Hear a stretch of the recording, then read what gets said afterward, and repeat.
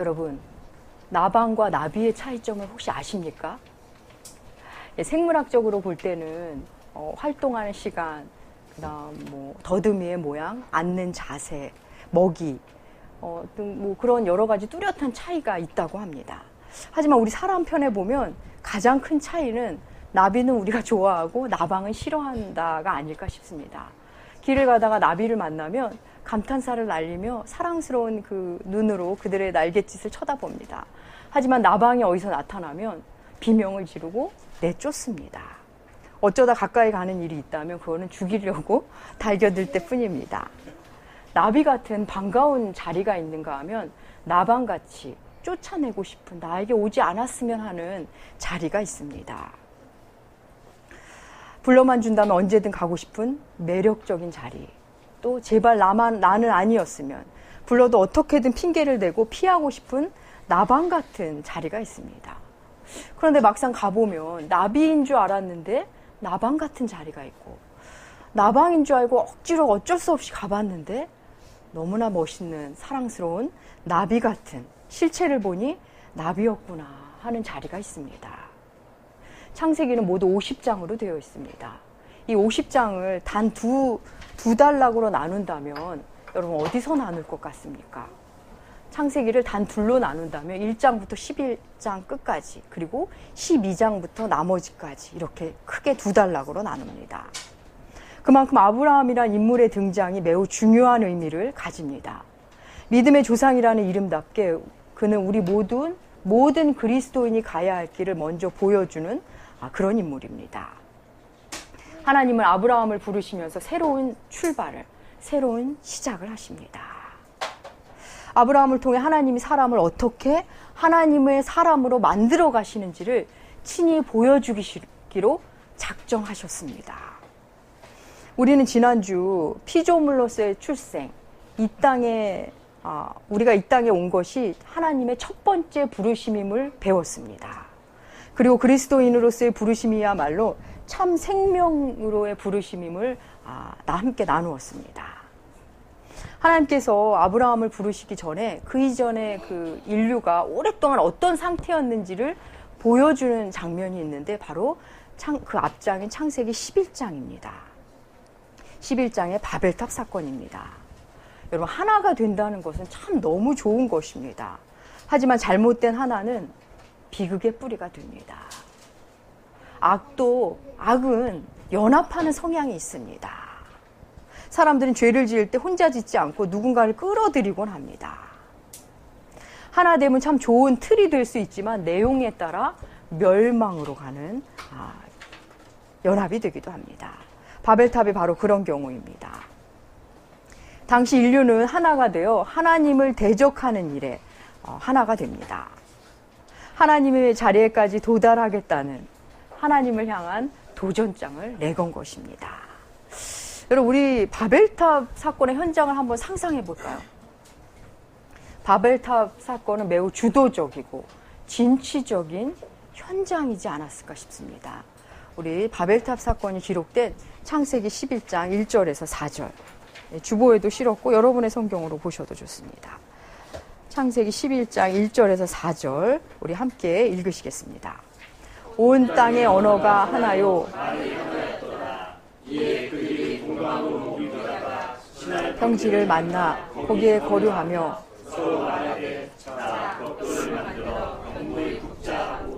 이에 벽돌을 돌로 대신하며 역청으로 진흙을 대신하고 또 말하되 그 탑 꼭대기를 하늘에 닿게 하여 우리의 이름을 내고 온 지면에 흩어짐을 면하자 하였다. 자, 벽돌을 만들어 견고히 굽자. 자, 성읍과 탑을 건설하자. 우리의 이름을 내자. 흩어짐을 면하자. 여러분, 이 상황을 한번 상상해 보십시다. 누가 주도했는지 명백히 밝히진 않지만 매우 활기차고 다들 모여서 합의하고 결정하고 왁자지껄 일을 하고 있습니다. 이 본문으로 봐서는 억지로 일하는 것 같지 않습니다. 다들 모여서 으쌰으쌰 열심히 일하고 있습니다. 하나가 되었습니다. 그들은 언어도 하나고 지금 마음도 하나입니다. 바벨탑의 속사정과 그 의미를, 그리고 그 결과를 모른다면, 그리고 그냥 그 현장을 본다면 매우 좋은 일을 하는 것 같습니다. 나비처럼 매우 매력 있는, 시선이 자꾸 가게 되는 좋은 현장으로 비춰집니다. 그 현장에 불림받지 않으면 소외감을 느끼고 섭섭해지는 아주 매력적인 현장으로 보입니다. 이에 비해 아브라함은 어떻습니까? 아브라함은 정반대입니다. 지금 그런 대로 잘 살고 있는 사람을 불러내십니다. 스스로 결단하고 결정한 것이 아니라 외부로부터의 권면과 결정입니다. 종용입니다. 마을 공동체 속에 사는 일을 홀로 나오라니 참으로 허전하고 쓸쓸한 재미없는 그림입니다. 아브라함처럼 나를 불러내실까 봐 우리는 때로 두렵기도 합니다. 정말 피하고 싶은 나방 같은 자리입니다. 성경은 11장의 바벨탑 사건과 12장의 아브라함의 부르심을 서로 대조하며 우리에게 보여주십니다. 바벨탑에는 우리의 이름을 내고 흩어짐을 면하자. 누가 주체입니까? 바로 우리가 주체입니다. 아브라함을 부르시는 현장에는 하나님이 주체입니다. 아브라함의 의견과 상관이 없습니다. 바벨탑이 아래서부터 위로 향하는 사건이라면 아브라함을 부르시는 사건은 하나님께서 친히 아브라함에 오신 사건입니다. 바벨탑의 사람들은 하늘을 향하고 있습니다. 근데 이 하늘을 향함은 하나님을 향한 갈망과 흠모가 아니라 저항과 교만, 마치 삿대질을 하고 있는 듯한 모습입니다. 우리도 하늘을 볼 때가 있습니다. 사람들이 하늘을 향해 시선을 올릴 때면 기도하기 위해 혹은 하나님이 그리워서 보기도 합니다. 하지만 어떤 이들은 하늘을 보며 대항하기 위해, 하나님 거기 계신 거 맞습니까? 계시다면 한번 나와 한번 부딪혀 보시죠. 저항하는 의미로 하늘을 보게 될 때도 있습니다. 이 바벨의 사람들은 후자입니다. 그들의 활기와 비장함은 하나님께 대항하고자 함입니다. 우리 하나님께 대항하자라는 말 한마디 없이 하나님을 대항하고 있는 것입니다. 그렇습니다. 바벨의 사람들은 하나님께 대항한 사람이며 하늘을 찌를 듯한 교만을 사건으로 드러낸 것입니다. 그들은 하나님의 통치를 거부하고 싶습니다. 하나님의 통치가 싫고 불편합니다. 그래서 큰 탑을 쌓으면, 높은 탑을 쌓으면 노아의 홍수와 같은 엄청난 홍수가 와도 피할 수 있을 것만 같습니다. 그래서 열심히 더욱 탑을 쌓습니다. 희망에 부풀어 일을 진행합니다. 하나님은 홍수로 인류를 바꾸고자 하셨지만 인류는 변화되지 않았습니다. 그들은 그 탑을 통해 하나님의 진노를 피할 수 있다고 생각했습니다. 성읍과 탑을 건설하자, 이름을 내자, 흩어짐을 면하자. 그들의 대화는 청유형입니다. 그 안에는 이미 우리, 그리고 함께, 다 같이가 들어있는 대화입니다. 그런데 하나님은 놀랍게도 그들의 언어를 혼잡케 하십니다. 서로 말이 통하지 않으므로 불통의 시대가 열립니다. 하나님을 대적하는 사람들은 그래서 사람과의 소통이 더욱 제한되기 시작합니다. 그들은 그 사건 이후 뿔뿔이 흩어집니다. 그들을 흩으신 그 하나님이 아브라함을 찾아오십니다. 오늘 본문 속 하나님은 1절부터 3절 사이에 하나님께서는 친히 내가 너로 큰 민족을 이루고 내가 너를 창대케 하고 내가 너에게 복을 주고, 하나님은 내가를 직접적으로 강조하십니다. 의도적으로 강조하십니다. 너희가 하는 것이 아니라 내가 하는 것임을 반복적으로 힘주어 말씀하십니다. 하나님은 너희가 하는 것이 아니라 내가 하는 것이야, 이걸 알려주시기 위해서 사람을 택하실 때 힘있고 능력 있는 사람을 택하시지 않습니다. 평범한 사람, 아니 때로는 평범에 못 미치는 사람, 무능하고 무능한 상태, 결핍의 사람들을 부르십니다. 그래야만 자신의 힘으로 된 것이 아님을 알기 때문입니다. 우리 인간은 조금이라도 여지가 있으면 다 자기가 했다고 공로를 끌어오는 존재이기 때문입니다. 여러분, 하나님은 하나님을 알리시는데 왜 우리 민족을 쓰지 않으시고 유대 민족을 쓰셨을까요? 왜 하필 그 민족이었을까요? 여러분, 궁금해 보신 적 없습니까? 우리가 궁금해할까 봐 하나님은 성경에 그 이유를 말씀하셨습니다. 신명기 7장 6절에서 7절. 예. 네, 함께 읽으시겠습니다. 너는 여호와 내 하나님의 성민이라. 내 하나님 여호와께서 지상 만민 중에서 너를 자기 기업의 백성으로 택하셨나니 여호와께서 너희를 기뻐하시고 너희를 택하심은 너희가 다른 민족보다 수요가 많기 때문이 아니니라. 너희는 오히려 모든 민족 중에 가장 적으니라. 예.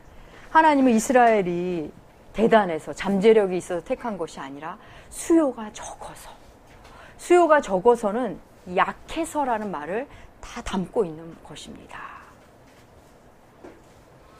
이스라엘이 특별히 예쁜 짓을 해서 특별히 능력이 있어서가 아닙니다. 약하기 때문에 그 민족을 택하셨다고 명백히 밝히십니다. 아브라함은 특별해서 택함 받은 것이 아니라 택함 받았기에 특별해진 것입니다. 우리 역시도 우리가 대단해서 부르신 것이 아니라, 우리가 특별해서 부르신 것이 아니라 주님이 부르셨기에, 그 부름에 우리가 응답했기에 우리가 특별해진 것입니다. 하나님은 하나님께서 하시는 일임을 밝히시기 위해 빈 손을, 빈 마음을 쓰십니다. 부름받을 당시 아브라함은 믿음의 초보 단계였습니다. 그의 삶을 살펴보면 그는 하나님 말씀 앞에서 갈팡질팡하기도 하고 자기 마음대로 하기도 하고 하나님을 못 기다려서 자기 마음대로의 다른 방법을 모색하기도 합니다. 정말 우리와 너무 비슷하지 않습니까? 우리와 크게 다르지 않기 때문에 그는 믿음의 조상이 될 수 있었던 겁니다. 우리를 부르심은 우리의 행위나 업적이나 우리의 성품이 아니라 하나님의 일방적인 부르심입니다. 이에 대해 디모데후서는 이렇게 말합니다. 디모데후서 1장 9절 함께 읽으시겠습니다. 하나님이 우리를 구원하사 거룩하신 소명으로 부르심은 하심이 아니요 오직 자기 뜻과 영원 전부터 그리스도 예수 안에서 주신 은혜. 예. 하나님의 일방적인 은혜라고 성경은 우리에게 누누이 말씀합니다. 아브라함의 어떤 능력 혹은 잠재력이 그 부르심의 근거가 아닙니다. 다시 바벨탑 쌓는 사람들을 생각해 보겠습니다. 바벨탑을 쌓은 사람들은 활기차고 호기롭게 그 일을 진행했지만 하나님은 단 한 번의 흩으심으로 도시 건설과 성읍 건설을 그치게 하십니다. 순식간에 그들이 상상조차 하지 못한 일이 벌어집니다. 아수라장이 됩니다. 하나였던 언어가 하나였는데 이제 말이 조금 전만 해도 말이 들리고 통했는데 대화가 안 됩니다. 혼란스럽습니다. 그들은 말이 통하는 사람끼리 모여 논의하고 서로 흩어지게 됩니다. 여러분, 우리가 우리 인생을 살면서 어떤 큰 일을 계획한다 한들 바벨탑 쌓는 것만큼 큰 일이 있을까요? 그 정도의 대단한 일, 탑을 하늘에 닿을 정도로 쌓겠다는 대업, 그 이상의 계획은 아마 없을 겁니다. 하나님은 그들의 그 거대한 계획을 수포로 돌리십니다. 사랑하는 여러분, 우리가 아무리 치밀하고 철저하게 오차 없이 계획을 짠다 해도 하나님이 흩으시면 단번에 무너집니다. 꿈에도 생각하지 못한 방법으로 중단시킵니다. 바벨탑을 무너뜨리시는 것이 아니라 언어를 혼잡케 하시다니 정말로 놀라운 하나님 아니십니까? 우리가 빠짐없이 다 생각했다고 하지만 너무 뜻밖의 방법으로 하나님은 우리를 만지십니다. 하나님을 등진 채 뭔가 대단한 일을 하는 것, 사실은 또 하나의 작은 바벨탑일 뿐입니다. 그래서 잠언은 우리에게 우리의 계획과 인도하시는 하나님에 대해서 이렇게 말합니다. 잠언 16장 9절 함께 읽으시겠습니다. 사람이 마음으로 자기의 계획할지라도 그 걸음을 인도하시는 이는 여호와시니. 그렇습니다. 우리는 하지만 우리 뜻대로 안 될 때가 얼마나 많습니까? 그 걸음을 인도하시는 분은 바로 하나님이십니다. 사람은 누구나 바벨탑을 쌓는 시절이 다 있습니다. 그 형태는 여러 가지입니다. 스스로 이름을 내려 열심을 냅니다. 홀로 있는 것이 도무지 견딜 수 없어 서로 모임을 만들어 불안을 떨치고자 합니다. 하나님 없이도 살 수 있는 양 그렇게 살 뿐 아니라 자신이 하나님 노릇을 하며 자기만의 성을 쌓는데 여념이 없습니다. 그렇게 누구나 자신의 바벨탑을 쌓는 시절이 다 있습니다. 그러면서 내 인생의 계획대로 되지 않으면 사회와 가까운 사람에게 분을 쏟고 원망을 하기 시작합니다. 물론 계획을 세우고 하는 일은 결코 나쁜 일이 아닙니다. 예측도 하고 계획도 짜고 열심히 성실히 사는 것, 우리 사람의 마땅히 해야 하는 모습입니다. 하지만 그것이 과연 누구를 위한 것이며 무엇을 위한 것이냐 하는 것입니다. 그 궁극이 과연 어디를 향하고 있는 것이냐, 거기에 문제입니다. 자신이 피조물임을 잊고 하나님이 되려고 하는 것은 악 중에 악입니다. 바벨의 사람들은 하나님의 흩으심으로 극심한 혼란을 경험합니다. 그런데 여러분 생각해 볼까요? 아브라함 역시 극심한 혼란을 만납니다. 하나님이 부르셨는데 그 부르심 앞에 그는 혼란스럽습니다. 아브라함이 하나님으로부터 들은 언약을 누군가에게 말할 수 있었을까요? 말했을지도 모르죠. 하지만 그 말을 듣고 사람들은 제정신이 아니라고 말했을지도 모릅니다. 불임의 가정, 아버지의 죽음, 그냥 떠나고 싶은가 보다 생각했을지도 모릅니다. 홀로 결정하고 홀로 가는 것처럼 보입니다. 아브라함은 하나님의 음성을 듣고 갔지만 사람이 보기에는 인간적인 시선으로는 그저 외로운 결단이고 고독한 시작입니다. 하나님의 이런 전적인 인격적인 부르심이 우리가 좀 준비되어 있을 때, 적절한 때에 그렇게 불러주시면 얼마나 좋을까요? 그런데 하나님은 그렇게 하시지 않습니다. 당혹스럽고 혼란스럽고 때로 뭔가 무너진 상태에서 결핍과 공허의 상태에서 부르시던가 아니면 그 부르심 때문에 우리가 혼란을 만나게 되기도 합니다. 하나님이 손을 대시면 바벨에도 혼란이 왔고 부르심의 현장에도 혼란이 왔습니다. 그래서 그 혼란스러움 자체만으로도 하나님의 일하심의 또 다른 현상일 때가 있습니다. 바벨의 사람들과 아브라함의 차이는 그 생애의 주도권이 누구에게 달려있는가입니다. 하나님의 심판을 피하기 위해, 하나님의 진노를 피하기 위해 우리 해보자, 우리가 하자. 그러면서 똘똘 뭉친 그들은 철저하게 자신이 주도하는 삶을 산 인생들입니다. 뭔가 이것저것 하면서 흥겨워하고 즐거워하지만 때로는 화려한 결과도 나오고 열심을 내고 있지만 그냥 바벨탑을 쌓는 경우가 허다합니다. 그것은 결국 높으면 높을수록 더 큰 흩어짐과 더 큰 고통만 기다릴 뿐입니다. 아브라함이 부름받는 현장은 조용합니다. 사람이 보기에 초라하기까지 합니다. 하나님께서 일방적으로 부르셨고 하나님이 책임지시겠다는 그 자리, 하나님이 주도하시는데 밖에서 볼 때는 전혀 요란함이 없습니다. 다만 아브라함이 알도록 선명하게 말씀하실 뿐입니다. 복은 너희가 계획한다고 받는 것이 아니다. 내가 주어야만 되는 것이다. 친히 말씀하십니다. 바벨의 사람들이 그 바벨탑을 쌓는 동안 기분이 어떠했을까요? 기분도 좋고 이렇게만 간다면 뭔가 해낼 것 같은 자신이 하나님이 된 듯한 느낌으로 하나가 되었을 것입니다. 하나님은 거기에서 아주 크게 자리를 한번 옮기십니다. 아프게 자리 옮김을 당하게 됩니다. 열심히 쌓아갔던 바벨이 무너지는 경험. 성경 속에서도 아주 대표적인 경험을 하는 사람이 있는데 바로 사도 바울입니다. 사도 바울의 바벨은 누구나 부러워할 만한 것이었습니다. 그는 나비인 줄 알고 열심히 쫓았던 그의 삶이 예수를 만나고 보니 나방이었음을 깨달으며 빌립보서에서 이렇게 고백합니다. 우리 빌립보서 3장 8절과 9절 전반부 함께 읽으시겠습니다. 또한 해로 여김은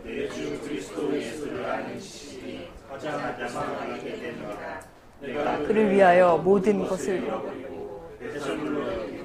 그리스도를 얻고 그 안에서 발견되려 하니. 사도 바울은 그동안 자신이 열심히 해온 것들이 그러한 바벨이 배설물이었다고 고백합니다. 아브라함은 하나님의 부르심을 받고 길을 떠납니다. 그런데 12장 10절 이후에 보면 길을 떠나자마자 기근을 만납니다. 주시겠다는 복이 도대체 무엇인지 보이질 않습니다. 하나님의 언약이 당장 그에게 성취되는 것 같지 않습니다. 그는 그의 여정을 살펴보면 그래서 이런저런 다른 길을 모색합니다. 애굽에 가기도 하고 이스마엘을 낳기도 하고 다른 길을 찾습니다. 아브라함은 하나님이 인도하시는 그 삶의 여정 가운데 있지만 크고 작은 실패와 좌절을 경험합니다. 여러분, 사람을 가장 많이 변화시키는 게 무엇인지 아십니까? 성공이 아니라 실패와 좌절입니다. 실패와 좌절을 만나면 사람들은 변합니다. 실패와 좌절 속에서 내 힘으로는 안 된다는 것을 온몸으로 체득하게 됩니다. 그 경험 속에서 나는 피조물이구나. 나는 하나님이 아님을 알게 되고 하나님을 경배하는 자리로 가게 됩니다. 사랑하는 여러분, 우리는 모두 바벨을 쌓는 경험을 통과합니다. 특별히 현대 자본주의 사회, 이 도시 생활에서는 더더욱 그러합니다. 하지만 하나님께 부름받은 인생은 바벨에서 끝나지 않습니다. 하나님은 반드시 우리를 기어이 아브라함이 걸은 길을 가게 하십니다. 그리고 그가 변화했듯이, 그가 아브라함에서 아브라함이 되듯이 우리 역시 변화시키십니다. 우리 삶의 주도권이 누구에게 있는지를 알게 하시고 하나님께 주도권을 우리가 먼저 드리는 인생으로 만들어 가십니다. 그리고 그 인생이 얼마나 기쁘고 복된 인생인지를 기어이 알게 하십니다. 그래서 아브라함이 간 길이 바로 우리의 길임을 알게 하십니다. 그것을 안 사람은 그 안에 감춰진 예수의 길을 내가 따라가고 있음을 알게 됩니다. 사랑하는 나무교회 교우 여러분, 우리는 결코 바벨에서 멈추는 인생이 아닙니다. 하나님께서 여러분을 어떻게 바꾸시고 어떻게 만들어 가시는지 여러분이 확인하시고 또 누군가에게 증거로 보여주시는 그런 인생 되시기를 축복합니다. 기도하겠습니다. 하나님 아버지, 감사합니다. 아름답고 신나 보이지만 하나님의 진노를 부르는 바벨의 자리가 있음을, 그리고 쓸쓸하고 외로워 보이지만 진정한 복이 기다리는 아브라함의 자리가 있음을 알려주시니 감사합니다. 하나님 없이 우리가 주도한 하나됨의 삶이 얼마나 악한지, 또 아버지의 주도권 하에 들어갈 때 때로는 힘들고 외로워도 그게 얼마나 복된 삶인지 우리로 알게 하시고 주님의 부르심에 기꺼움으로 응답하고 주와 함께 그 길을 가는 인생 되게 하여 주시옵소서. 우리 스스로 어떻게 존재가 변화되는지 목도하게 하시고 또한 증명하는 인생 되게 하여 주시옵소서. 감사드리며 존귀하신 예수님의 이름으로 기도합니다.